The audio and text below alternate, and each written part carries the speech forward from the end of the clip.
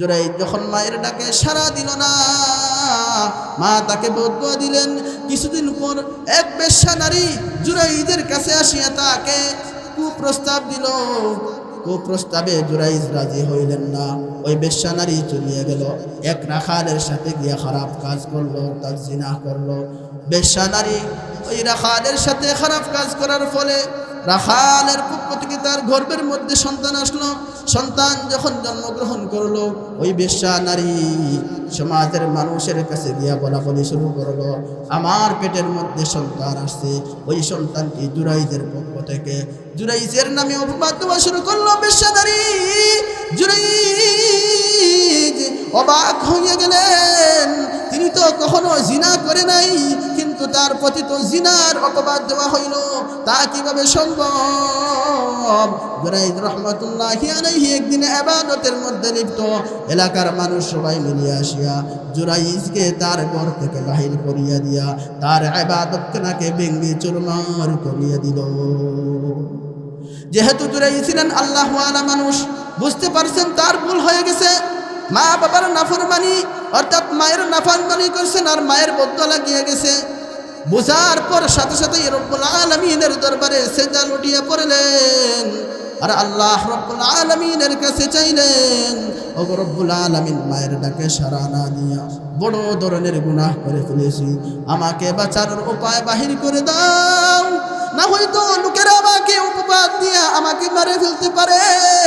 জুরাইদ রহমাতুল্লাহি আলাইহি যখন সেজদা থেকে মাথা উঠাইলেন, দেখলেন ওই জিনাকারী মহিলা, তার কোলের মধ্যে ছোট্ট বাচ্চা তার জুরাইদের সামনে হাজির। একদিকে জুরাইদ আর একদিকে বেশ্যা নারী, তার কোলের মধ্যে সেই সন্তান, আর এলাকার লোকেরাও সাথে আছে। জুরাইদ রহমাতুল্লাহি আলাইহি এলাকার লোকদেরকে ডাকলেন, বললেন, আমার কথা শুনো। এই ছোট্ট বাচ্চাকে তখন জুরাইদ রহমাতুল্লাহি আলাইহি বললেন, হে ছোট্ট বাচ্চা, আল্লাহ রব্বুল আলামিন এখনো তোমার জবান খুলে দেন নাই, তারপর আল্লাহ তাআলা চাইলে তোমার জবান খুলিয়ে দিতে পারেন। তুমি কার গর্ভ থেকে আসছো, কার জিনার ফলে তুমি দুনিয়ার মধ্যে আসছো, সবার সামনে তুমি কথা বলে বিষয়টি পরিষ্কার করিয়া দাও। সাথে সাথে আল্লাহ রব্বুল আলামিনের কুদরতি খেলা, আল্লাহ রব্বুল আলামিন ছোট্ট সেই বাচ্চাটির জবান খুলিয়ে দিলেন। ছোট্ট সেই বাচ্চা সবার সামনে জবান খুলিয়া চিৎকার দিয়া বলিল, আল্লাহর ওলি জুরাইজ কোনো জিনা করে নাই, আমার মায়ের সাথে জিনা করেছিল অমুক নামক এক রাখাল ব্যক্তি। জুরাইদ রহমাতুল্লাহি আলাইহি মুক্তি পেয়ে গেলেন। লোকেরা বুঝলো তিনি তো ভালো মানুষ, আবেদ মানুষ। লোকেরা তারপর তার কাছে গিয়ে মাফ চাইলো, পায়ে ধরল, মাফ চাইলো। জুরাইদ রহমাতুল্লাহি আলাইহিকে মর্যাদা দিতে শুরু করলো। কিতাবের মধ্যে লেখা আছে, তারপরে সবাই মিলিয়া জুরাইদ রহমাতুল্লাহি আলাইহিকে প্রস্তাব দিল, আপনি যদি চান আমরা সবাই মিলিয়া আপনাকে সোনার একটা ইবাদতখানা নির্মাণ করিয়ে দিব। বললেন, না না, সোনার ইবাদতখানা নির্মাণ করার কোনো প্রয়োজন নাই। জুরাইদ রহমাতুল্লাহি আলাইহি তাদেরকে বললেন, আমার প্রয়োজন নাই, আমি যেভাবে আছি সেভাবেই থাকি, আমাকে আমার আগের মতো সুন্দর একটা ইবাদতখানা বানিয়ে দিলেই চলবে। জুরাইদ রহমাতুল্লাহি আলাইহি বড় একজন আল্লাহওয়ালা বুজুর্গ ছিলেন, কিন্তু মায়ের ডাকে সাড়া না দেওয়ার কারণেই এত বড় মুসিবত চলে গেল। মায়ের বদদুয়া যেই রকম প্রতিফলন হয়, এইভাবে মায়ের নেক দুয়ার কারণেও সন্তানের দুনিয়াতেও রিজিক বাড়ে, দুনিয়াতে সন্তান মর্যাদা পায়, দুনিয়াতে আল্লাহ তাআলা সন্তানকে নেক হায়াত দান করে। সবাই জানেন ইমাম বুখারী রহমাতুল্লাহি আলাইহির কিতাব বুখারী শরীফ, এই বুখারী শরীফের মুসান্নাফ ইমাম বুখারী রহমাতুল্লাহি আলাইহির জীবনীতে লেখা আছে, একবার ইমাম বুখারী রহমাতুল্লাহি আলাইহি দুটা চক্ষু অন্ধ হয়ে গেল। কি করবেন? কিতাবের মধ্যে লেখা আছে, ইমাম বুখারী রহমাতুল্লাহি আলাইহির মা ভীষণ চিন্তায় পড়ে গেলেন, কি করবেন? রাতের বেলা চোখের অশ্রু ফেলাইয়া আল্লাহর কাছে চায়, রব্বুল আলামিন সুন্দর একটা ছেলে দিলা, এত সুন্দর ছেলে, এত সুন্দর মেধা দিলা, কিন্তু দুইটা চক্ষু অন্ধ হইয়া গেল। ওগো মাওলা, আপনি চাইলে তো সন্তানকে ভালো করিয়া দিতে পারেন। মায়ের চক্ষু ফালাইয়া সন্তানের জন্য দোয়া করতেছে। একদিন রাত্রে ইমাম বুখারীর মা ঘুমিয়েছেন, দোয়া পড়িয়া ঘুমাইছেন। তার জন্য চোখের পানি ফেলাইয়া দোয়া করিয়া ঘুমাইছেন। স্বপ্নের মধ্যে দেখেন নবিয়ুনা ইব্রাহিম আলাইহিস সালাতু ওয়াস সালাম হাজির।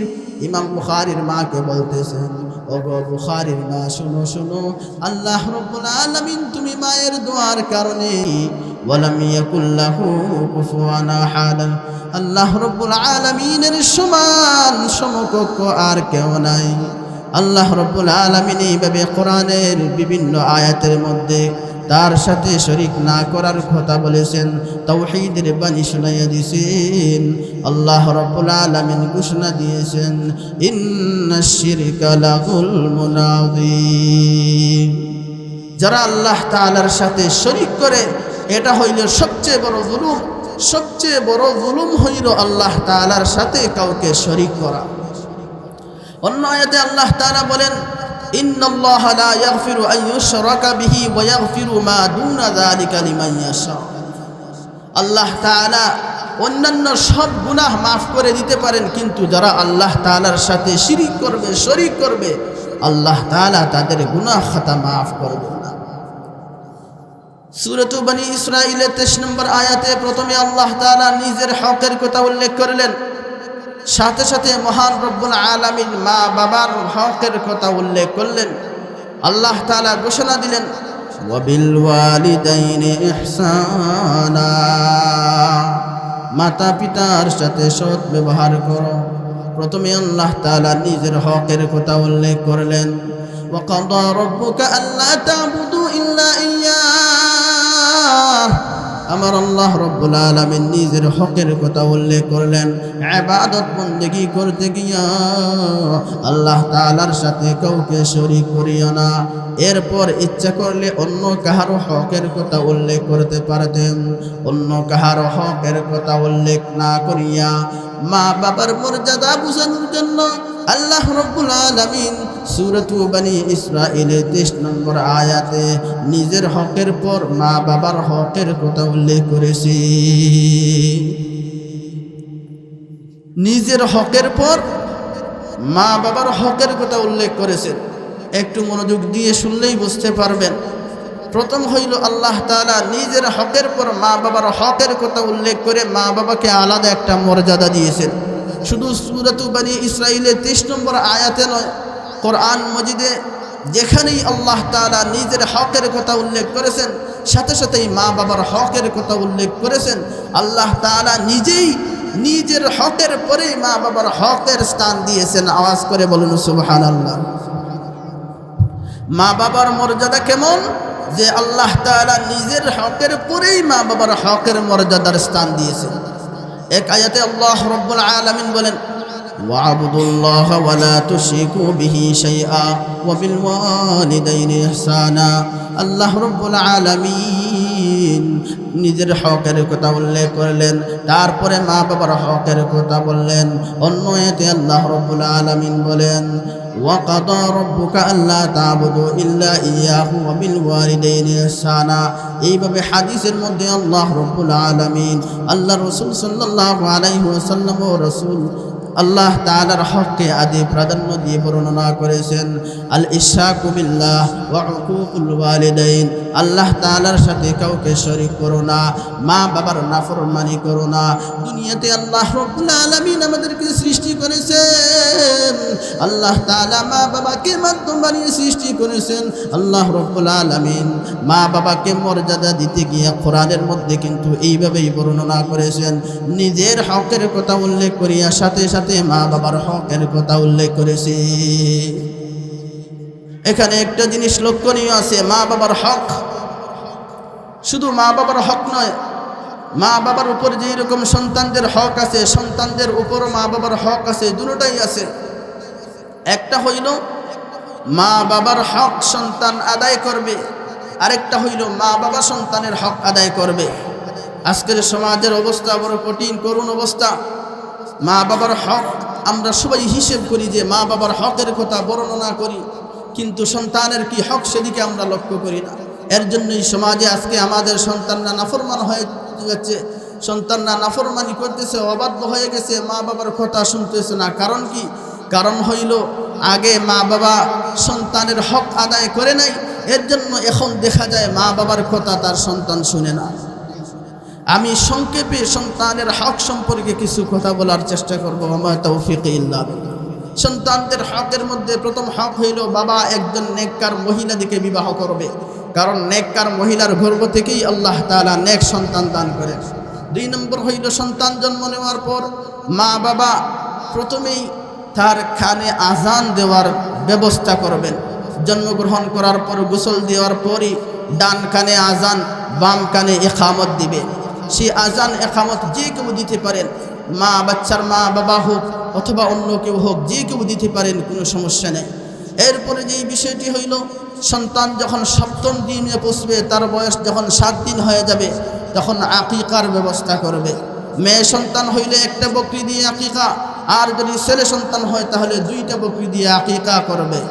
এরপরে 7 নম্বর দিন তার সুন্দর একটা নাম রাখবে এবং তার মাথার চুল মুন্ডন করবে। তার মাথার চুল মুন্ডন করার পর চুলের সমপরিমাণ রূপা আল্লাহ তাআলার রাস্তায় তার নামে সদকা করে দিবে। এরপরে সন্তান যখন কথাবার্তা বলার বয়সে পৌঁছবে, অর্থাৎ মোটামুটি 2 বছরের পাশাপাশি এইরকম বয়সে পৌঁছে যাবে, তখন সন্তানদেরকে আল্লাহ এবং তার রাসূলের নাম শিক্ষা দিবে। হাদিসের মধ্যে আছে তখন কালিমায়ে তাইয়্যিবা লা ইলাহা ইল্লাল্লাহ মুহাম্মাদুর রাসূলুল্লাহ শিক্ষা দাও, কালিমায়ে শাহাদাত আশহাদু আল্লা ইলাহা ইল্লাল্লাহ শিক্ষা দাও। এইভাবে সন্তানকে দ্বীনের শিক্ষা দিবে। যখন তার বয়স 60 বছর হয়ে যাবে তখন তাকে নামাজের আদেশ দিবে এবং তাকে দ্বীন শেখানোর চেষ্টা করবে। সেই চেষ্টাটি করবে সর্বপ্রথম মা, এরপরে 2 নম্বরে হইল বাবা।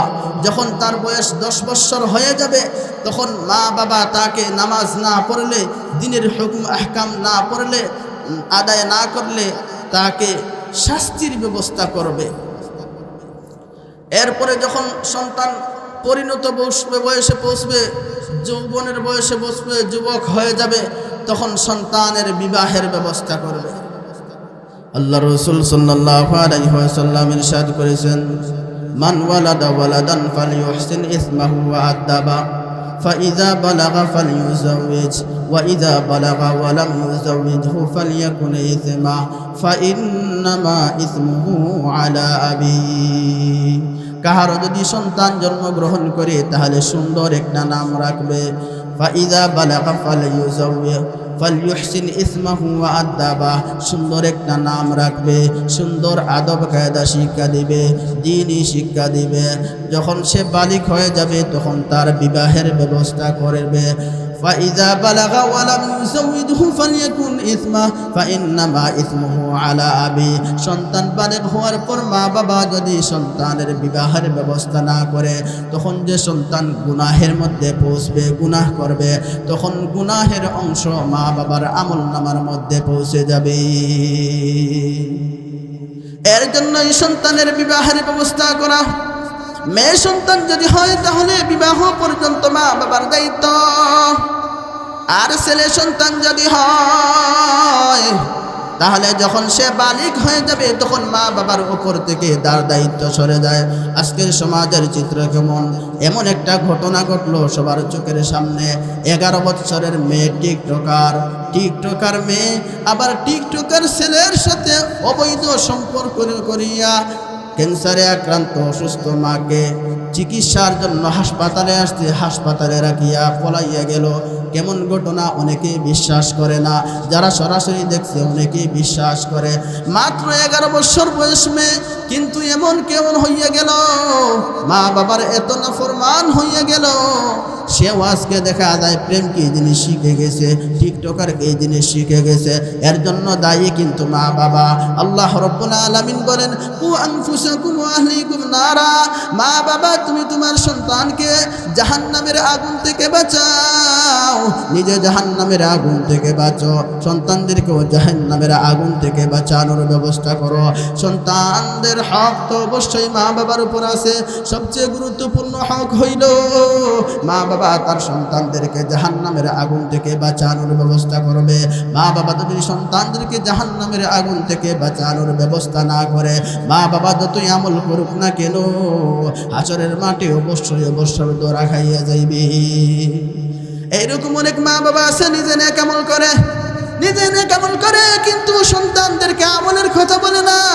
এইরকম অসংখ্য অগণিত মা বাবা আছে, হাসরের মাঠে আল্লাহ রাব্বুল আলামিন আটকাইয়া দিবেন, বলবেন তুমি নেক আমল করেছিলা, কিন্তু তোমার সন্তানদেরকে তো নেক আমল করার কথা বলো নাই। তখন সেই অবাধ্য সন্তান যখন জাহান্নামে যাইবে, আল্লাহ তাআলার কাছে দরখাস্ত করবে, রব্বুল আলামিন আমাদের সেই কলঙ্ক মা বাবাকে দেখাইয়া দিন, যারা আমাদেরকে দ্বীনের কথা শিক্ষা দেয় নাই, দ্বীনি আদব কায়দা শিক্ষা দেয় নাই। আল্লাহ রব্বুল আলামিন তখন সেই মা বাবার বুকের উপর দিয়া পারাইয়া পারাইয়া সন্তানদেরকে জাহান্নামের মধ্যে পাঠাইবে। এর জন্য মা বাবার দায়িত্ব হইল সন্তানদেরকে জাহান্নামের আগুন থেকে বাঁচানো। ভারতের দিল্লির মধ্যে আজও আছে কুতুব মিনার। কুতুবউদ্দিন বখতিয়ার কাকি রহমতুল্লাহি আলাইহির স্মৃতি এখনো ভারতের দিল্লিতে আছে। পৃথিবীর বুকে ইট দ্বারা নির্মিত সবচেয়ে উঁচু মিনার হইল সেই কুতুব মিনার। কুতুব মিনারের যে স্মৃতি, সেই ভাসমান স্মৃতি হইল কুতুবউদ্দিন বখতিয়ার কাকি রহমতুল্লাহি আলাইহির স্মৃতি। কুতুবউদ্দিন বখতিয়ার কাকি রহমতুল্লাহি আলাইহির জিন্দেগিতে দেখা যায় মা বাবার কেমন অবদান ছিল। কুতুবউদ্দিন বখতিয়ার কাকি রহমতুল্লাহি আলাইহি মা বাবার কেমন অবদান ছিল। যখন বাচ্চাটা ছোট শিশু ভালোভাবে কথা বলতে পারে না, তখন কুতুবউদ্দিন বখতিয়ার কাকি রহমতুল্লাহি আলাইহির আম্মা তাকে দ্বীনি শিক্ষা দেওয়া শুরু করলেন। দ্বীনি শিক্ষা দিতে গিয়া এক পর্যায়ে মক্তবের মধ্যে নিয়ে গেলেন।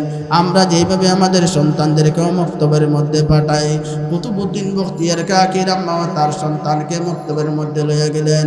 মক্তবের মধ্যে যাওয়ার পর বললেন, হুজুর সন্তানকে মক্তবের মধ্যে পাঠিয়ে দিলাম, সন্তানকে কোরআন শিখিয়ে দিবেন, আমপারা শিখিয়ে দিবেন, কায়দা শিখিয়ে দিবেন, আলিফ বা তা শিখিয়ে দিবেন। কুতুবউদ্দিন বখতিয়ার কাকির আম্মা যখন সন্তানকে মক্তবের মধ্যে পড়ায় দিলেন, হুজুর তার কুতুবউদ্দিন বখতিয়ার কাকিকে সামনে নিয়ে বসলেন, আলিফ শিখিয়ে দিলেন, বা শিখিয়ে দিলেন। কুতুবউদ্দিন বখতিয়ার কাকি ছোট বাচ্চা, ভালোভাবে কথাও বলতে পারে না। মা যখন তাকে মক্তবে দিয়ে আসলেন, কুতুবউদ্দিন বখতিয়ার কাকি উস্তাদের সামনে বসছে আর আলিফ বা তা পড়তেছে। উস্তাদ যখন বলে আলিফ পড়ো, সে আলিফ পড়ার পর বা বলে। উস্তাদ যখন বলে বা পড়ো, বা বলার পর সে তা পড়ে। সে বলে আমি আলিফ থেকে নিয়ে ইয়া পর্যন্ত পারি। উস্তাদ বললেন ঠিক আছে, তাহলে কোরআন থেকে শুরু করো, সূরাতুল ফাতিহা থেকে শুরু করলো। উস্তাদ সূরাতুল ফাতিহা শুরু করার পর বললেন আলিফ লাম মিম থেকে শুরু করো। কুতুবউদ্দিন বখতিয়ার কাকি ছোট্ট বাচ্চা, ভালোভাবে কথা বলতে পারে না, আলিফ লাম মিম থেকে সুন্দরভাবে পড়তেছে। উস্তাদ বললেন তুমি পড়ো আমি শুনি। উস্তাদ বললেন তুমি পড়ো আমি শুনি। কুতুবউদ্দিন বখতিয়ার কাকি মুখস্থ পড়তেছে, উস্তাদও শুনতেছেন। 1 নম্বর পারা শেষ, 2 নম্বর পারা শেষ, 3 নম্বর পারা শেষ, 4 নম্বর পারা শেষ। কুতুবউদ্দিন বখতিয়ার কাকির তেলাওয়াত চলতেছে, তার উস্তাদও তার তেলাওয়াত শুনতেছেন, পড়তেছে, উস্তাদ শুনতেছেন। এক পর্যায়ে কুতুবউদ্দিন বখতিয়ার কাকি রহমতুল্লাহি আলাইহি যখন 18 নম্বর পারা শেষ করলেন, তখন থেমে গেলেন। উস্তাদ বললেন আশ্চর্য ব্যাপার, 18 নম্বর পারা পর্যন্ত মুখস্থ করে ফেলেছো, আর তোমার মা তামাশা করার জন্য আমার কাছে তোমাকে পাঠিয়ে দিছে। এই বলে কুতুবউদ্দিন বখতিয়ার কাকির আম্মা কুতুবউদ্দিন বখতিয়ার কাকির উস্তাদ তার আম্মাকে ডাকলেন। আম্মা যখন আসলেন বললেন কুতুবউদ্দিন বখতিয়ার কাকি তো 18 নম্বর পারা মুখস্থ হয়ে গেছে, আপনি 18 নম্বর পারা পর্যন্ত শিখাইয়া আমার কাছে পৌঁছাইয়া দিয়েছেন। শিখাইলেন তো আমার কাছে কেন পৌঁছাইয়া দিলেন? আমার সাথে কি কোনো প্রকার ঠাট্টা বিদ্রুপ করতেছেন কি না? কুতুবউদ্দিন বখতিয়ার কাকির আম্মা যখন এই কথা শুনলেন অবাক হয়ে গেলেন। উস্তাদকে বললেন না না, আমি তো তাকে 18 নম্বর পারা পর্যন্ত কখনো কোনো দিনই শিক্ষা দেই নাই। তখন কুতুবউদ্দিন বখতিয়ার কাকির উস্তাদ বললেন তাহলে সে 18 নম্বর পারা পর্যন্ত কিভাবে মুখস্থ করলো? বিষয়টা তো অবাক লাগে, তার রহস্য কি অবশ্যই বাহির করতে হবে। কুতুবউদ্দিন বখতিয়ার কাকির আম্মা বললেন আমার একটা আমল ছিল, এই কুতুবউদ্দিন বখতিয়ার কাকি যখন আমার পেটের মধ্যে ছিল তখন প্রত্যেক দিন আমি 1 থেকে নিয়ে 18 নম্বর পারা পর্যন্ত তিলাওয়াত করতাম। এই তিলাওয়াতের আসরেই মনে হয় কুতুবউদ্দিন বখতিয়ার কাকি আমার পেটে থাকা অবস্থায় 1 থেকে নিয়ে 18 নম্বর পারার হাফেজ হয়ে গেছে। বলেন সুবহানাল্লাহ। তাহলে মা তার সন্তানকে কোরআনের হাফিজ 18 নম্বর পারা পর্যন্ত হাফিজ বানিয়ে দিছে। সে যখন মায়ের গর্ভের মধ্যে ছিল, মায়ের এইরকম আমল ছিল। কুতুবউদ্দিন বখতিয়ার কাকি কেমন বড় আল্লাহ ওয়ালা বুজুর্গ ছিলেন। ওনার জানাজার আগে বিশাল একটা ঘটনা ঘটে গেল। কুতুবউদ্দিন বখতিয়ার কাকি তার সন্তানদেরকে ডেকে ওসিয়ত করলেন, আমি যখন মারা যাব তখন একটা ওসিয়ত পালন করতে হবে। কি সেই ওসিয়ত? তিনি বললেন, আমি যখন মারা যাব তখন আমার লাশ সামনে রেখে একটা ঘোষণা দিবা, সেই ঘোষণা এর আগে যেন কেউ না জানে। তিনি ওসিয়ত করলেন, আমি মারা যাওয়ার পর আমার জানাজা পড়াবে যে তার মধ্যে 4টা গুণ থাকতে হবে। কয়টা গুণের কথা বলেছেন? 4টা গুণ থাকতে হবে। একটা গুণ হইল আমার জানাজা এমন ব্যক্তি পড়াইতে পারবে যে কখনো তাকবীরে উলা ব্যতীত নামাজ পড়ে নাই, অর্থাৎ যে সবসময় তাকবীরে উলার সহিত নামাজ আদায় করেছে। 2 নম্বর গুণ, যার কখনো আসরের সুন্নত কাজা হয় নাই। 3 নম্বর গুণ, যার কখনো তাহাজ্জুদের নামাজ ছুটে নাই। 4 নম্বর গুণ, যে কখনো পর নারী দিকে তাকাইয়া গুনাহের ইচ্ছা করে নাই। কুতুবউদ্দিন বখতিয়ার কাকি রহমতুল্লাহ আলাইহি মারা গেলেন। মারা যাওয়ার পর ওনার জানাজা হবে। লোকে লুকারণ্য শর্ত, 4টা শর্তের কথা ঘোষণা করা হইল যে এই 4টা শর্তের ভিত্তিতে কুতুবউদ্দিন বখতিয়ার কাকির জানাজা পড়ানো হবে। 4টা শর্তের ভিত্তিতে যদি কাউকে পাওয়া না যায় তাহলে বিনা জানাজায় তাকে দাফন করা হবে। ঘোষণা দেওয়ার পর নীরবতা, কেউ কোনো সাড়া দিচ্ছে না। এক পর্যায়ে সবাই প্রস্তুতি হয়ে গেল, বিনা জানাজায় তাকে দাফন করে দিবে। হঠাৎ করে দেখা গেল তৎকালীন দিল্লির সুলতান শামসুদ্দিন আলতামাস রহমতুল্লাহ আলাইহি হাউ মাউ করে কেঁদে কেঁদে লাশের সামনে আসলেন। আসিয়া সবাইকে বলতেছেন, সবাই শুনো, আমার উস্তাদ কুতুবউদ্দিন বখতিয়ার কাকি রহমতুল্লাহ আলাইহি জীবনভর নিজের আমলকে গোপন করে রেখেছেন, কিন্তু উনি দুনিয়া থেকে যাওয়ার সময় আমার আমলগুলো প্রকাশ করে দিলেন। সেই কুতুবউদ্দিন বখতিয়ার কাকি যেই 4টা গুণের কথা বলেছেন, সেই 4টা গুণের অধিকারী আমি সুলতান শামসুদ্দিন আলতামাস, আমি তার জানাজার নামাজ পড়াবো। তখন সুলতান শামসুদ্দিন আলতামাস রহমতুল্লাহ আলাইহি কুতুবউদ্দিন বখতিয়ার কাকি রহমতুল্লাহ আলাইহির জানাজার নামাজ পড়াইলেন। এখানে চিন্তার বিষয় হইল উস্তাদ কেমন ছিল, এর জন্য উস্তাদের ছাত্র বা কেমন ছিল, আবার উস্তাদ এত বড় হইল কিভাবে? অবদান ছিল একমাত্র মায়ের। এর জন্য মা বাবা যদি সন্তানদেরকে ছোটবেলা থেকে শিক্ষা না দেয় তাহলে তো সন্তান 11 বছর বয়সে টিকটকার হবেই। তাহলে তো সন্তান 11 বছর বয়সে সে আরেকটা ছেলের হাত ধরে পালিয়ে যাবে। এটা অস্বাভাবিক কিচ্ছু নয়, কারণ মা বাবা তো তার হক আদায় করে নাই, মা বাবাকে তো তাকে দিন শিক্ষা দেয় নাই। এর জন্য এইসব সন্তানরা যখন বড় হয় তখন মা বাবার নাফরমান হয়, মা বাবাকে কষ্ট দেয়, এমনকি মা বাবাকে বৃদ্ধাশ্রম পর্যন্ত পৌঁছাইয়া দেয়। এর জন্যই আমার রব্বুল আলামিন সূরাত বনী ইসরাঈলের 23 নম্বর আয়াতে বলেছেন, আল্লাহ তা'বুদু ইল্লা ইয়াহু ওয়া বিল ওয়ালিদাইনি ইহসানা। সন্তান যারা আছো তোমরা মা বাবার সাথে সৎ ব্যবহার করো। ওয়ালিদাইনি ইহসানা, অন্য আয়াতে আল্লাহ তাআলা বলেন ওয়াসাইনাল ইনসানা বিওয়ালিদাইহি ইহসানা।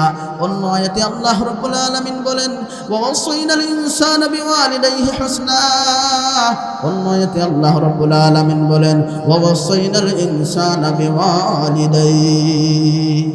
মা বাবার হকের কথা উল্লেখ করতে গিয়ে আল্লাহ তাআলা কোন আয়াতে হুসনা শব্দ বর্ণনা করেছেন, কোন আয়াতে ইহসানা শব্দ বর্ণনা করেছেন।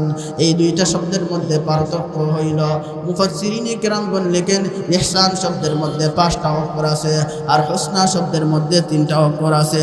ইহসান শব্দের মধ্যে 5টা অক্ষর, হুসনা শব্দের মধ্যে 3টা অক্ষর। আল্লাহ রাব্বুল আলামিন ইহসান বলিয়ে বুঝাইছেন মা বাবা যদি কাফির কাফির হয়, মা বাবা যদি বেঈমান হয়, মা বাবা যদি সুদখোর হয়, তোমার মা বাবা যদি ঘুষখোর হয়, মা বাবা যদি সমাজের সবচেয়ে বড় নিকৃষ্ট লোক হয়, তারপর তুমি মা বাবার সাথে অসৎ ব্যবহার করিও না, মা বাবার সাথে সৎ ব্যবহার করিও।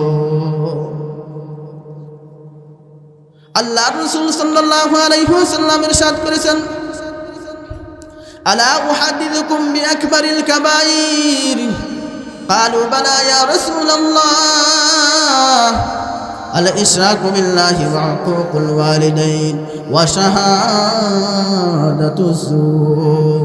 আল্লাহর রাসূল সাল্লাল্লাহু আলাইহি ওয়াসাল্লাম সাহাবায়ে কেরামদেরকে সম্বোধন করে বললেন, ও আমার সাহাবায়ে কেরাম, আমি কি তোমাদেরকে সবচেয়ে বড় গুনাহ কি বলবো? গুনাহ তো ছোট বড় আছে, ছোট গুনাহও আছে, বড় গুনাহও আছে, কিন্তু গুনাহের মধ্যে তো পার্থক্য আছে। আল্লাহর রাসূল সাল্লাল্লাহু আলাইহি ওয়াসাল্লাম বলেন, সবচেয়ে বড় গুনাহ হইল তিনটা, এর মধ্যে একটা হইল আল্লাহ তাআলার সাথে কাউকে শরীক করা, সেটা হইল আল্লাহ তাআলার হক। দুই নম্বরে হইল মা বাবার সাথে নাফরমানি করা, উকুকুল ওয়ালিদাইন, মা বাবাকে কষ্ট দেওয়া, মা বাবার সাথে নাফরমানি করা, এটা হইল সবচেয়ে বড় গুনাহ। তিন নম্বরে সবচেয়ে বড় গুনাহ হইল মিথ্যা কথা বলা অথবা মিথ্যা সাক্ষ্য দেওয়া। এক হাদিসে আল্লাহর রাসূল সাল্লাল্লাহু আলাইহি ওয়াসাল্লাম বলেন, রাগিমা আনফুহু সুম্মা রাগিমা আনফুহু। সাহাবায়ে কেরামগণ বললেন, এ আল্লাহর রাসূল, রাগিমা আনফুহু মানে কি? কার জন্য ধ্বংস? আল্লাহর রাসূল তিনবার বললেন, ধ্বংস হোক ওই ব্যক্তি, ধ্বংস হোক ওই ব্যক্তি, ধ্বংস হোক ওই ব্যক্তি। আল্লাহর রাসূল সাল্লাল্লাহু আলাইহি ওয়াসাল্লামের কথা শুনে সাহাবায়ে কেরামগণ বললেন, ধ্বংস হোক কারা? আল্লাহর রাসূল বললেন, মান আদরাকা ওয়ালিদাইহি ইনদাল কিবারি আহাদুহুমা আও কিলাহুমা সুম্মা লাম ইয়াদখুলিল জান্নাহ। আল্লাহর রাসূল সাল্লাল্লাহু আলাইহি ওয়াসাল্লাম ইরশাদ করলেন, ধ্বংস হোক ওই ব্যক্তি যে তার মা বাবা উভয়কে পাইল, অথবা কোনো একজনকে বৃদ্ধ অবস্থায় পাইল, আর মা বাবার খেদমত করিয়া করিয়া জান্নাতে পৌঁছতে পারল না। লাম ইয়াদখুলিল জান্নাহ, জান্নাতের মধ্যে পৌঁছতে পারল না। একবার আল্লাহর রাসূল সাল্লাল্লাহু আলাইহি ওয়াসাল্লাম মসজিদের মধ্যে বসলেন, বসিয়া সাহাবায়ে কেরামদেরকে ডাকলেন, ও আমার সাহাবারা, সামনে আসো, বসো। সাহাবায়ে কেরামগণ যখন সামনে এসে বসলেন, তখন আল্লাহর রাসূল সাল্লাল্লাহু আলাইহি ওয়াসাল্লাম সিঁড়ির মধ্যে পা রাখলেন। মিম্বরের প্রথম সিঁড়িতে পা রাখিয়া বললেন আমিন, আবার দ্বিতীয় সিঁড়ির মধ্যে পা রাখিয়া বললেন আমিন, আবার তৃতীয় সিঁড়ির মধ্যে পা রাখিয়া বললেন আমিন। মজলিস শেষ হওয়ার পর সাহাবায়ে কেরামগণ আল্লাহর রাসূলকে জিজ্ঞাসা করলেন, ওগো আল্লাহর রাসূল, প্রথম সিঁড়িতে পা রাখিয়া বললেন আমিন, দুই নম্বর সিঁড়িতে পা রাখিয়া বললেন আমিন, তিন নম্বর সিঁড়িতে পা রাখিয়া বললেন আমিন, কারণ কি আল্লাহর রাসূল? আল্লাহর রাসূল জবাব দিলেন, প্রথম সিঁড়িতে আমি যখন পা রাখলাম, জিবরিল আমিন হাজির হয়ে আমাকে বললেন, ও আল্লাহর রাসূল, যে ব্যক্তি তার পিতা মাতা উভয়কে পাইল অথবা যে কোনো একজনকে পাইল আর জান্নাতে প্রবেশ করতে পারল না, তার জন্য ধ্বংস। আমি রাসূল তখন বললাম আমিন। দ্বিতীয় সিঁড়িতে যখন পা রাখলাম, আল্লাহর রাসূল সাল্লাল্লাহু আলাইহি ওয়াসাল্লাম বলেন, তখন জিবরাইল বললেন, ধ্বংস হোক ওই ব্যক্তি যার সামনে আমি রাসূলের নাম উচ্চারণ করা হওয়ার পর সে রাসূলের প্রতি দরুদ পড়ল না। আল্লাহ রাসূল বলেন, তখন আমি বললাম আমিন। তিন নম্বর সিঁড়িতে যখন পা রাখলাম, জিবরাইল বললেন, ধ্বংস হোক ওই ব্যক্তি যে রমজান মাস পাইল, রমজান মাস পাওয়ার পর নিজের গুনাহ খাতা মাফ করাইতে পারল না। জিবরাইল তখন বললেন, তার জন্য বদদুয়া দিলেন। আল্লাহ রাসূল বলেন, তখন আমিও বললাম আমিন। এইভাবে আল্লাহ রাসূল সাল্লাল্লাহু আলাইহি ওয়াসাল্লামের জবান থেকে আমিন বাহির হইল। যারা মা বাবার সাথে নাফরমানি করে, মা বাবার হক আদায় করে না, আল্লাহ রাসূল সাল্লাল্লাহু আলাইহি ওয়াসাল্লামের জবান থেকে তাদের জন্য বদদুয়া বাহির হয়েছে। আল্লাহ রাসূল সাল্লাল্লাহু আলাইহি ওয়াসাল্লাম বলেন, তিন ধরনের ব্যক্তি এমন আছে, লা ইয়ানজুরুল্লাহু ইয়াওমাল কিয়ামাহ, হাসরের কঠিন ময়দানে আল্লাহ তাআলা তাদের প্রতি রহমতের দৃষ্টি দিবেন না। এক নম্বর হলো আল আক্কু ওয়ালিদাই, যারা মা বাবার নাফরমানি করে, হাসরের কঠিন ময়দানে আল্লাহ তাআলা তাদের প্রতি রহমতের দৃষ্টি দিবেন না।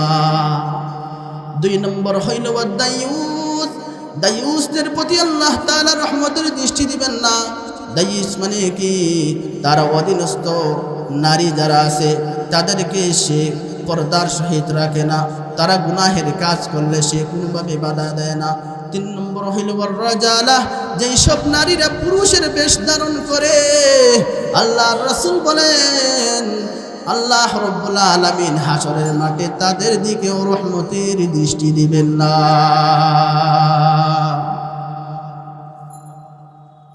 একবার আল্লাহ রাসূল সাল্লাল্লাহু আলাইহি ওয়াসাল্লামের কাছে এক সাহাবা এসে আরজ করলেন, ওগো আল্লাহর রাসূল, মান আহাক্কুন নাসি বিহুসনি সাহাবাতি ইয়া রাসূলুল্লাহ। ওগো আল্লাহর রাসূল, সুন্দর ব্যবহার, সৎ ব্যবহারের সবচেয়ে বেশি হকদার কে? আল্লাহর রাসূল বললেন, উম্মুকা, তোমার মা। ওই ব্যক্তি এরপরে আবার বলল, ওগো আল্লাহর রাসূল, সুন্দর ব্যবহার, সবচেয়ে ভালো ব্যবহার করার জন্য সবচেয়ে বেশি হকদার কে? দুই নম্বরে আল্লাহর রাসূল বললেন উম্মুকা। তিন নম্বরে সে আবারও বলল, সবচেয়ে ভালো ব্যবহারের সবচেয়ে বেশি হকদার কে? তিন নম্বরে আল্লাহর রাসূল বললেন উম্মুকা। চার নম্বরে আল্লাহর রাসূল সাল্লাল্লাহু আলাইহি ওয়াসাল্লামকে যখন জিজ্ঞাসা করলো, মান আহাক্কুন নাসি বিহুসনি সাহাবাতি ইয়া রাসূলুল্লাহ, চার নম্বরে আল্লাহর রাসূল সাল্লাল্লাহু আলাইহি ওয়াসাল্লাম বললেন আবুকা। আল্লাহর রাসূল সাল্লাল্লাহু আলাইহি ওয়াসাল্লামকে মা বাবার হক সম্পর্কে জিজ্ঞাসা করা হয়েছে। আল্লাহর রাসূল সাল্লাল্লাহু আলাইহি ওয়াসাল্লাম তিনবার মায়ের কথা বলেছেন। সবচেয়ে বেশি সম্মান পাওয়ার হকদার, সবচেয়ে বেশি সৎ ব্যবহারের, সুন্দর ব্যবহারের হক হইল মা। প্রথমে মা, কারণ কি? মা বেশি কষ্ট সহ্য করে। তিনবার মায়ের কথা বলেছেন, 4 নম্বর বার বাবার কথা বলেছেন। হাদিসের মধ্যে হাদিসের বেহাসে তিনবার মায়ের কথা বলার কারণ হইল মা বেশি কষ্ট সহ্য করেছে। 2 নম্বর কথা হইল সবচেয়ে সুন্দর ব্যবহারের হকদার মা, আর সবচেয়ে বেশি সম্মান পাওয়ার যোগ্য হইল বাবা। এর জন্য সন্তানের উপর মা বাবার হক অবশ্যই আছে। সন্তান সে তার মা বাবার হক আদায় করবে। মা বাবার হক যদি আদায় না করে তাহলে এই দুনিয়ার মধ্যে শাস্তি আছে, আখিরাতে তো শাস্তি আছেই। আল্লাহ রাব্বুল আলামিন জাহান্নামের আগুনে জ্বালাবে, এই দুনিয়ার মধ্যেও শাস্তি আছে। আপনাদের সম্মুখে যে হাদিস তেলাওয়াত করেছিলাম, সেই হাদিসের মধ্যে আল্লাহর রাসূল সাল্লাল্লাহু আলাইহি ওয়াসাল্লাম ইরশাদ করেছেন, বাবানে মুআজ্জালানে উকুবাতুহুমা ফিদ দুনিয়া। 2 ধরনের ব্যক্তি এমন আছে, আল্লাহ তাআলা এই দুনিয়ার মধ্যে তাদেরকে তাড়াতাড়ি শাস্তি দিয়ে দেন। 1 নম্বর হইল আল বাগয়ু, অর্থাৎ আল জুলমু। এই দুনিয়াতে যারা জুলুম করে আল্লাহ রাব্বুল আলামিন তাদের শাস্তি দুনিয়ার মধ্যে দেন। জালিম যারা আছে তাদের শাস্তি দুনিয়ার মধ্যে হইয়া যায়। জালিম যখন জুলুমের সীমা অতিক্রম করে ফেলে তখন আল্লাহ রাব্বুল আলামিন দুনিয়াতেই তাদেরকে পাকড়াও করে। 2 নম্বর হইল হুকুকুল ওয়ালিদাইন, যারা মাতা পিতার নাফরমানি করে আল্লাহ রাব্বুল আলামিন এই দুনিয়ার মধ্যেই তাদেরকে শাস্তি দিয়ে দেন। ইতিহাসের মধ্যে এরকম বড় বড় ঘটনা পাওয়া যায়। একটা হাদিস, সুন্দর একটা হাদিস আছে, মুসলিম শরীফের মধ্যে উল্লেখ আছে। জুরাইদ নামক এক বড় আবেদ ছিল, বনি ইসরাইলের যুগে বড় আবেদ। খানকার মধ্যে তাকিয়ে দিন রাত ইবাদত বন্দেগী করত। একদিন তার মা এসে তাকে ডাক দিলেন, জুরাইদ আমার ডাক শুনো। জুরাইদ তখন নামাজের মধ্যে ছিল, মায়ের ডাকে সাড়া দিল না। জুরাইদ চিন্তা করলো, একদিকে আমার নামাজ আর একদিকে আমার মায়ের ডাক, মায়ের ডাকে সাড়া দিব নাকি নামাজ আদায় করব। এই চিন্তা করে করে সে মার ডাকে আর সাড়া দেয় নাই। 2 নম্বর দিনে আবারও সে মা ডাক দিলেন, জুরাইদ আমার ডাকে সাড়া দাও। জুরাইদ তখন তার মায়ের ডাকে সাড়া দিল না। ইবাদত বন্দেগীর মধ্যে আছে, নামাজের মধ্যে আছে। চিন্তা করলো, আমি তো একদিকে নামাজে আর একদিকে আমার মা আমাকে ডাকছেন, মায়ের ডাকে সাড়া দিব নাকি নামাজের মধ্যে থাকবো। এই চিন্তা করতে করতে মায়ের ডাকে সাড়া দিল না। তিন নম্বর দিন আবার আসিয়া মা ডাক দিল, জুরাইজ। তিন নম্বর দিনও জুরাইজ নামাজের মধ্যে লিপ্ত। তিন নম্বর দিনও জুরাইজ নামাজ ছাড়িয়া মায়ের ডাকে সাড়া দেয় নাই। মা তখন রাগান্বিত হইয়া জুরাইজের জন্য দোয়া দিলেন, ওগো রব্বুল আলামিন, জুরাইজকে 3 দিন ডাকলাম, 3 ডাকেও পাইলাম না। রব্বুল আলামিন বেশ্যা নারীর খপ্পরে ফলাইয়া তার জন্য সম্মান নষ্ট হয়। জুরাইজ তার মায়ের বদদোয়া পেয়ে গেল। যদিও সবচেয়ে বড় একজন আবেদ ছিলেন, বেশি বেশি ইবাদত বন্দেগী করতেন, কিন্তু যেই পর্যায়ে মায়ের বদদোয়া লাগলো, একদিকে নামাজ আর একদিকে মায়ের ডাকে সাড়া না দিয়া নামাজের মধ্যে দাঁড়াইয়া রইলেন। আর মাসআলা হইল, কখনো যদি সন্তানেরা নফল নামাজের মধ্যে লিপ্ত থাকে, নফল নামাজ পড়তেছে, আর যদি মা অথবা বাবা ডাক দেয়, তাহলে নিয়ম হইল নামাজ ভঙ্গ করে মায়ের ডাকে সাড়া দেওয়া। কিন্তু জুরাইজ মায়ের ডাকে তো সাড়া দেয় নাই। জুরাইজ যখন মায়ের ডাকে সাড়া দিল না, মা তাকে বদদোয়া দিলেন। কিছুদিন পর এক বেশ্যা নারী জুরাইজের কাছে আসিয়া তাকে কুপ্রস্তাব দিল। কুপ্রস্তাবে জুরাইজ রাজি হইলেন না। ওই বেশ্যা নারী চলিয়ে গেল, এক রাখালের সাথে গিয়া খারাপ কাজ করলো, তার জিনা করলো। বেশ্যা নারী ওই রাখালের সাথে খারাপ কাজ করার ফলে রাখালের পক্ষ থেকে তার গর্ভের মধ্যে সন্তান আসলো। সন্তান যখন জন্মগ্রহণ করলো, ওই বেশ্যা নারী সমাজের মানুষের কাছে গিয়া বলাবলি শুরু করলো, আমার পেটের মধ্যে সন্তান আসছে। ওই সন্তানটি জুরাইজের পক্ষ থেকে। জুরাইজের নামে অপবাদ দেওয়া শুরু করলো বেশ্যা নারী। জুরাইজ অবাক হয়ে গেলেন, তিনি তো কখনো জিনা করে নাই, কিন্তু তার প্রতি তো জিনার অপবাদ দেওয়া হইল, তা কিভাবে সম্ভব? জুরাইজ রহমাতুল্লাহি আলাইহি একদিন ইবাদতের মধ্যে লিপ্ত। এলাকার মানুষ সবাই মিলিয়ে আসিয়া জুরাইজকে তার ঘর থেকে বাহির করিয়া দিয়া তার ইবাদতখানাকে ভেঙে চুরমার করিয়া দিল। যেহেতু জুরাইজ ছিলেন আল্লাহওয়ালা মানুষ, বুঝতে পারছেন তার ভুল হয়ে গেছে। মা বাবার নাফরমানি অর্থাৎ মায়ের নাফরমানি করছেন, আর মায়ের বদদোয়া লাগিয়ে গেছে। বুঝার পর সাথে সাথে রব্বুল আলামিনের দরবারে সেজদা লুটিয়ে পড়লেন, আর আল্লাহ রব্বুল আলামিনের কাছে চাইলেন, ওগো রব্বুল আলামিন, মায়ের ডাকে সাড়া না দিয়া বড় ধরনের গুনাহ করে ফেলেছি, আমাকে বাঁচানোর উপায় বাহির করে দাও, না হয়তো লোকেরা আমাকে উপবাদ দিয়া আমাকে মেরে ফেলতে পারে। জুরাইজ রহমাতুল্লাহি আলাইহি যখন সেজদা থেকে মাথা উঠাইলেন, দেখলেন ওই জিনাকারী মহিলা, তার কোলের মধ্যে ছোট্ট বাচ্চা, তার জুরাইজের সামনে হাজির। একদিকে জুরাইজ আর একদিকে বেশ্যা নারী, তার কোলের মধ্যে সেই সন্তান, আর এলাকার লোকেরাও সাথে আছে। জুরাইজ রহমাতুল্লাহি আলাইহি এলাকার লোকদেরকে ডাকলেন, বললেন, আমার কথা শুনো। এই ছোট্ট বাচ্চাকে তখন জুরাইজ রহমাতুল্লাহি আলাইহি বললেন, হে ছোট্ট বাচ্চা, আল্লাহ রব্বুল আলামিন এখনো তোমার জবান খুলে দেন নাই, তারপর আল্লাহ তাআলা চাইলে তোমার জবান খুলিয়ে দিতে পারেন। তুমি কার গর্ভ থেকে আসছো, কার জিনার ফলে তুমি দুনিয়ার মধ্যে আসছো, সবার সামনে তুমি কথা বলে বিষয়টি পরিষ্কার করিয়া দাও। সাথে সাথে আল্লাহ রব্বুল আলামিনের কুদরতি খেলা, আল্লাহ রব্বুল আলামিন ছোট্ট সেই বাচ্চাটির জবান খুলিয়ে দিলেন। ছোট্ট সেই বাচ্চা সবার সামনে জবান খুলিয়া চিৎকার দিয়া বলিল, আল্লাহর ওলি জুরাইজ কোনো জিনা করে নাই, আমার মায়ের সাথে জিনা করেছিল অমুক নামক এক রাখাল ব্যক্তি। জুরাইজ রহমাতুল্লাহি আলাইহি মুক্তি পেয়ে গেলেন। লোকেরা বুঝলো তিনি তো ভালো মানুষ, আবেদ মানুষ। লোকেরা তারপর তার কাছে গিয়ে মাফ চাইলো, পায়ে ধরল, মাফ চাইলো। জুরাইজ রহমাতুল্লাহি আলাইহিকে মর্যাদা দিতে শুরু করলো।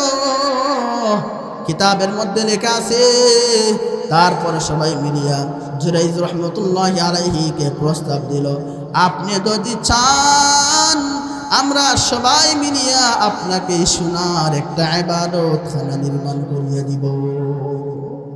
বললেন, না না, সোনার ইবাদতখানা নির্মাণ করার কোনো প্রয়োজন নাই। জুরাইজ রহমাতুল্লাহি আলাইহি তাদেরকে বললেন, আমার প্রয়োজন নাই, আমি যেভাবে আছি সেভাবেই থাকি, আমাকে আমার আগের মতো সুন্দর একটা ইবাদতখানা বানিয়ে দিলেই চলবে। জুরাইজ রহমতুল্লাহি আলাইহি বড় একজন আল্লাহওয়ালা বুজুর্গ ছিলেন, কিন্তু মায়ের ডাকে সাড়া না দেওয়ার কারণেই এত বড় মুসিবত চলে গেল। মায়ের বদদুয়া যেই রকম প্রতিফলন হয়, এইভাবে মায়ের নেক দুয়ার কারণেও সন্তানের দুনিয়াতেও রিজিক বাড়ে, দুনিয়াতে সন্তান মর্যাদা পায়, দুনিয়াতে আল্লাহ তাআলা সন্তানকে নেক হায়াত দান করে। সবাই জানেন ইমাম বুখারী রহমতুল্লাহি আলাইহির কিতাব বুখারী শরীফ, এই বুখারী শরীফের মুসন্নাফ ইমাম বুখারী রহমতুল্লাহি আলাইহির জীবনীতে লেখা আছে, একবার ইমাম বুখারী রহমতুল্লাহি আলাইহি দুটো চক্ষু অন্ধ হয়ে গেল। কি করবেন? কিতাবের মধ্যে লেখা আছে ইমাম বুখারী রহমতুল্লাহি আলাইহির মা ভীষণ চিন্তায় পড়ে গেলেন, কি করবেন?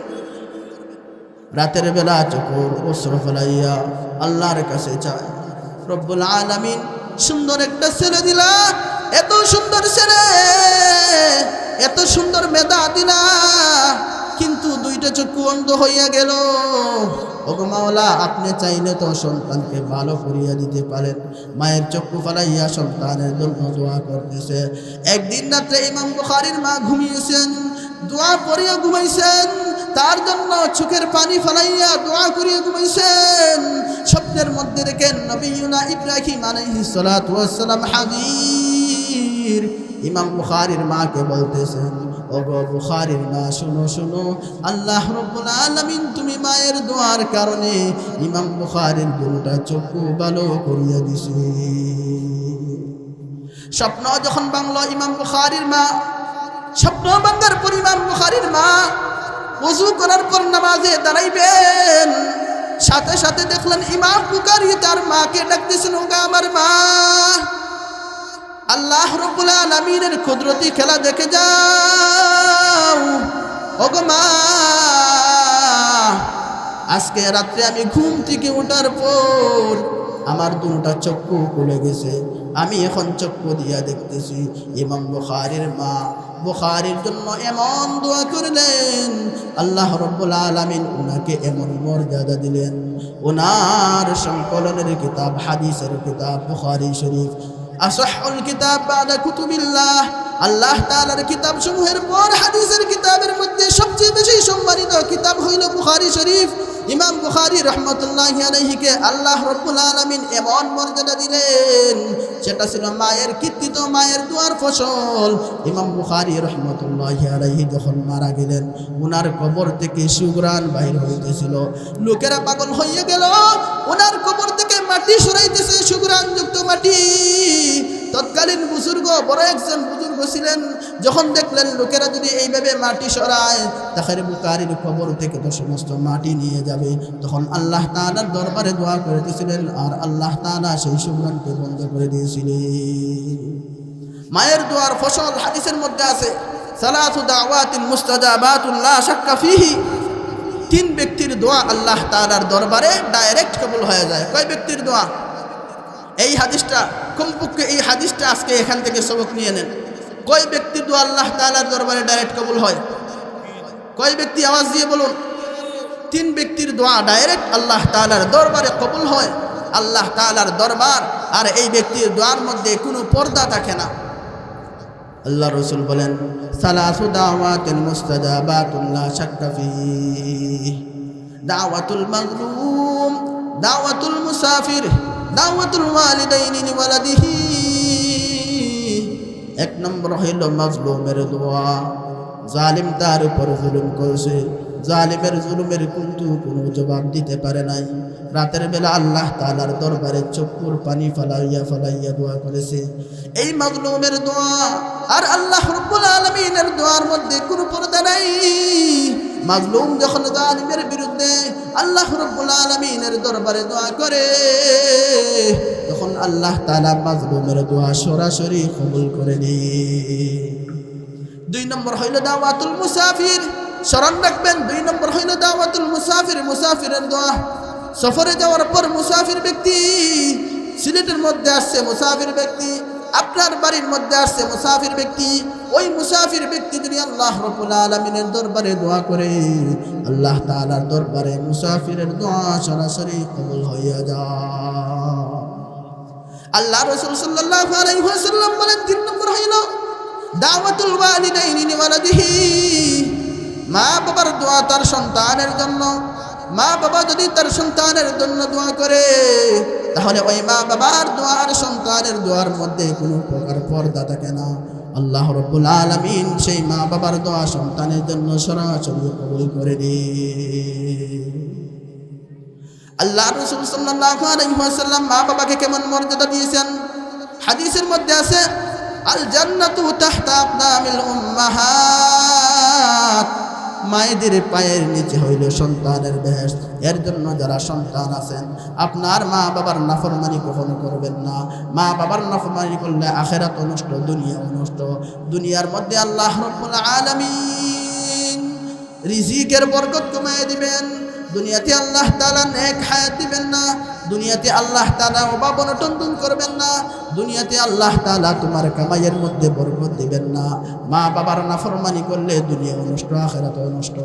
আর যদি মা বাবার খেদমত করতে পারেন, মা বাবার থেকে নেক দোয়া নিতে পারেন, দুনিয়াতে সফল, আখিরাতেও সফল। আখিরাতে আল্লাহ রাব্বুল আলামিন জান্নাত দিয়ে দিবেন, আর দুনিয়াতে আল্লাহ তাআলা বড় ইজ্জতওয়ালা বানাইবেন, প্রশস্ত রিজিকের ব্যবস্থা করে দিবেন।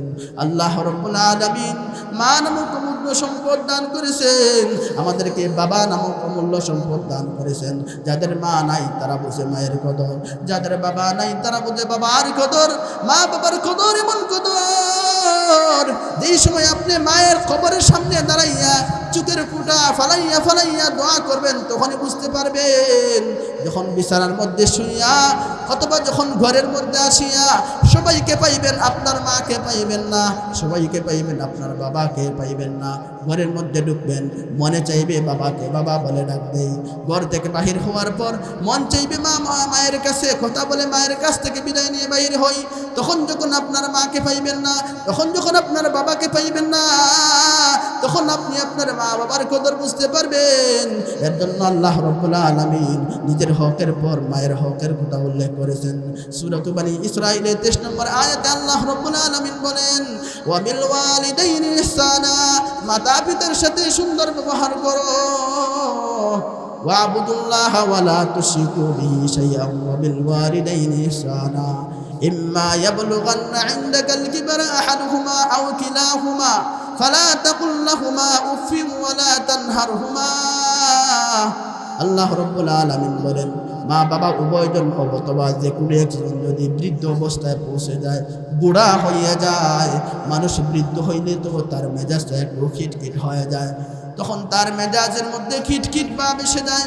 তখন হয়তো তোমার মা তোমাকে একটু বেশি বকা দিবে, তখন হয়তো তোমার বাবা তোমাকে একটু বেশি বলবে, তখনও তুমি তাদের সাথে খারাপ আচরণ করিও না। আল্লাহ তাআলা বলেন, ওয়ালা তাকুল লাহুমা উফ, উফ শব্দ পর্যন্ত বলিও না। মা হয়তো বৃদ্ধ হয়ে গেছেন, বাবা হয়তো বৃদ্ধ হয়ে গেছেন, মা হয়তো একটু বেশি কথাই বলতেছে, মা হয়তো বাবা হয়তো তোমাকে একটু কড়া কথা বলতেছে, অথবা একটু তোমাদের বাসায় আমাদের বাসায় বেশি বক বক করতেছে, তারপরও তুমি মাকে কিছু বলিও না। আল্লাহ তাআলা বলতেছেন, তুমি এমনকি উফ শব্দ পর্যন্ত বলিও না। উদাহরণস্বরূপ ধরেন, মা একটা কাজের কথা বলেছে, কাজটা করেছেন, মায়ের কথা শুনেছেন, এরপর কপাল কুঁচ করলেন, তা করা যাবে না। মায়ের কথা শুনছেন, কাজও করেছেন, কাজ করার পর দিনের মধ্যে খারাপই আনলেন, আহারে মা আমাকে এরকম কষ্ট দিল, মন চাইছে না যাইতে, তারপরও মা পাঠাইয়া দিল। আল্লাহ তাআলা বলতেছেন, তাও করা যাবে না, তাও করা কবিরা গুনাহ। ওয়ালা তানহারহুমা, মা বাবাকে কখনো ধমক দেওয়া যাবে না, মা বাবাকে ধমক দেওয়া কবিরা গুনাহ। আল্লাহ তাআলা এই সূরা বনী ইসরাঈলের 23 নম্বর আয়াতে মা বাবার 6টা হকের কথা উল্লেখ করেছেন স্পষ্টভাবে। প্রথম কথা হইল, মা বাবার সাথে সুন্দর ব্যবহার করো। 2 নম্বরে আল্লাহ তাআলা বলতেছেন, মা বাবা যদি বুড়া হইয়া যায়, তাহলে সেই বুড়া অবস্থায়ও তুমি তাকে কমপক্ষে উফ শব্দ বলিও না।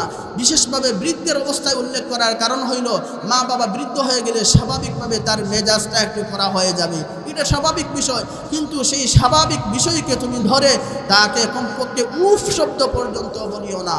ওয়ালা তানহারহুমা, 3 নম্বরে বলতেছেন, মা বাবাকে কখনো ধমক দিও না, দুনিয়া বরবাদ আখিরাত বরবাদ হয়ে যাবে।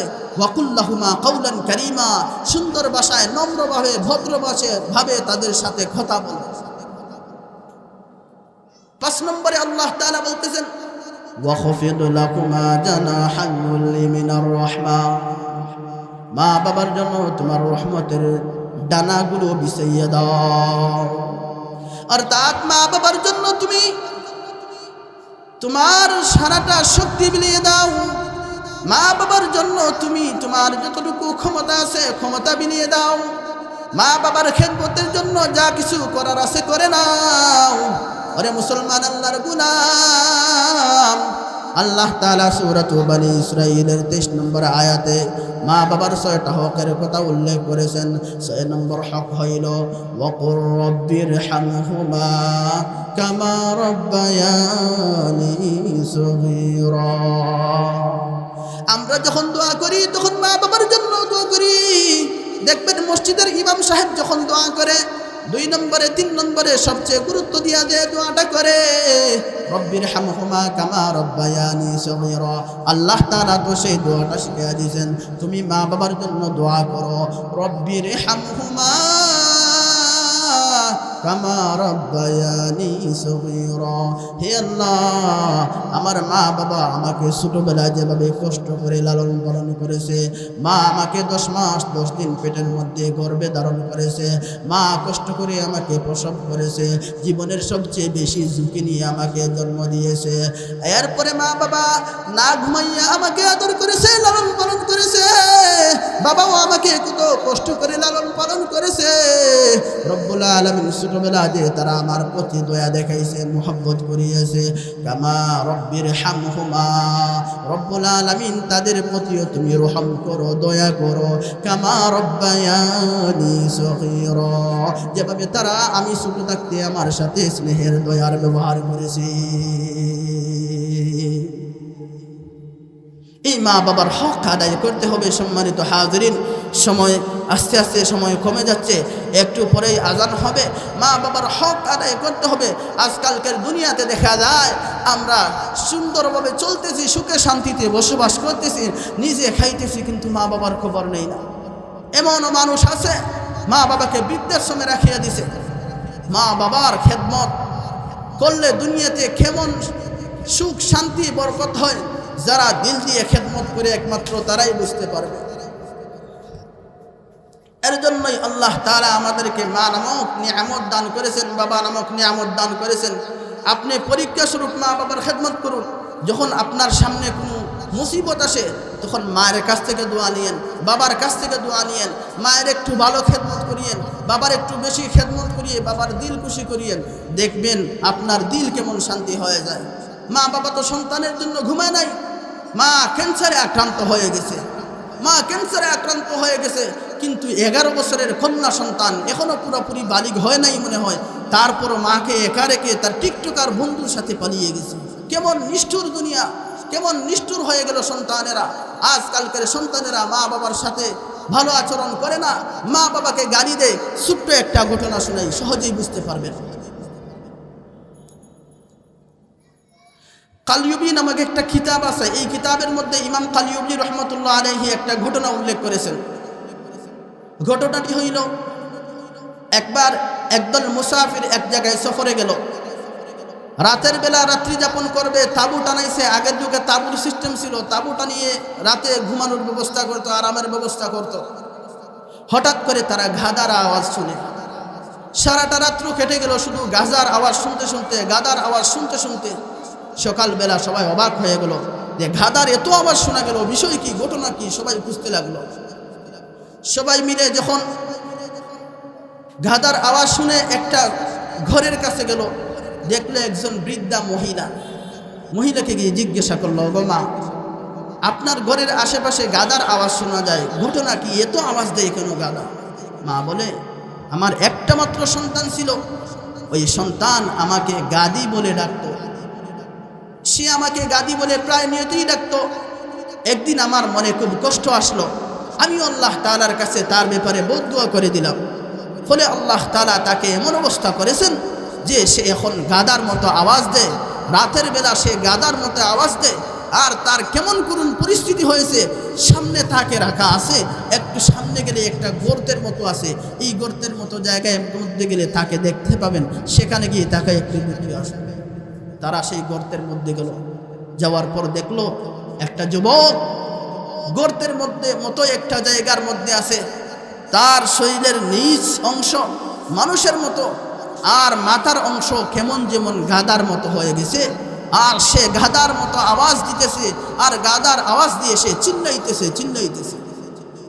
যুবক, মা বোন যারা মা বাবার কথা শুনেন না, মা বাবার নাফরমানি করেন, এই দুনিয়াতেই কিন্তু আল্লাহ তাআলা শাস্তি দিয়ে দিবে। এর জন্য মা বাবার নাফরমানি কখনো করা যাবে না। মা বাবার খেদমত করেন, দুনিয়াতে দেখবেন আপনার রিজিকের মধ্যে বরকত হয়ে যাবে। বিপদে পড়বেন, বিপদ সেরে যাবে। ঘটনা বললে তো অনেক ঘটনা আছে। বুখারী শরীফের মধ্যে একটা ঘটনা আছে, 3 ব্যক্তি মিলে একবার কোথায় সফরে যাইতেছিল। 3 বন্ধু, হঠাৎ করে বৃষ্টি আসলো। বৃষ্টি থেকে বাঁচার জন্য 3 ব্যক্তি 3 বন্ধু মিলে গুহার মধ্যে আশ্রয় নিল। যখন গুহার মধ্যে তারা আশ্রয় নিল, আল্লাহ তাআলার কুদরতিভাবে গুহার মুখ বন্ধ হয়ে গেল। বিরাট একটা পাথর গুহার মুখের মধ্যে পড়ে গেল, ফলে গুহার মুখ বন্ধ হয়ে গেল। 3 বন্ধু বিপদে পড়ে গেল, কি করবে, কোনো উপায় নাই। কাউকে ডাকলে ডাকও শুনবে না। 3 বন্ধু নিরাশ হয়ে পরামর্শ করলো, যে যে নেক আমল করেছিল সে সেই নেক আমলের উসিলা নিয়ে আল্লাহর কাছে চাও। প্রথম বন্ধু সে কি করলো? প্রথম বন্ধু সে আল্লাহ রব্বুল আলামিনের কাছে 2 হাত তুলে একটা মুনাজাত করলো। আল্লাহ রব্বুল আলামিনের কাছে কি মুনাজাত করলো?